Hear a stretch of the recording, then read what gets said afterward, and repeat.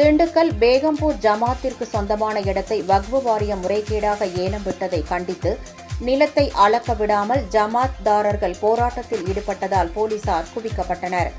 திண்டுக்கல் நாகல் நகர் அரண்மனை குளத்திற்கு எதிரே உள்ள 18,000 சதுர அடி இடம் பேகம்பூர் ஜமாத்திற்கு சொந்தமானது என கூறப்படுகிறது.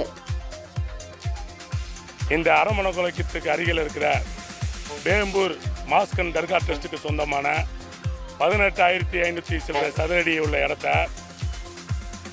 வக்ஃப் போர்டு சேர்மன் அவரோட கட்சிக்காரர்களுக்கு ஒரு ஏலம் என்ற பேரில் முறைகேடு செஞ்சு அவங்க கட்சிக்காரங்களுக்கு ஒதுக்குனதை கண்டித்து நாங்கள் இன்னைக்கு அளவீடு செய்ய வந்தவங்களை தடுத்து போராட்டம் செய்து கொண்டிருக்கிறோம்.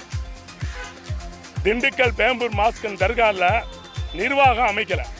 பேப்பரில் விளம்பரம் கொடுத்து இன்டர்வியூ நடத்தி பல மாதங்கள் ஆகியும் இதுவரை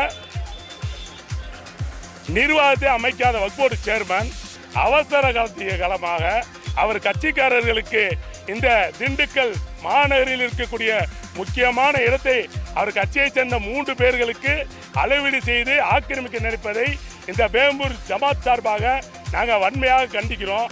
இந்த போக்க தமிழக முதலமைச்சர் உடனடியாக தலையிட்டு சேர்மன் வக்ஃப் போர்டு சேர்மனை பதவி நீக்கம் செய்து ஒரு ஊழலற்ற ஒரு வக்ஃபு நிர்வாகத்தை அமைத்து தர வேண்டும் என்று கேட்டுக்கொள்கிறோம்.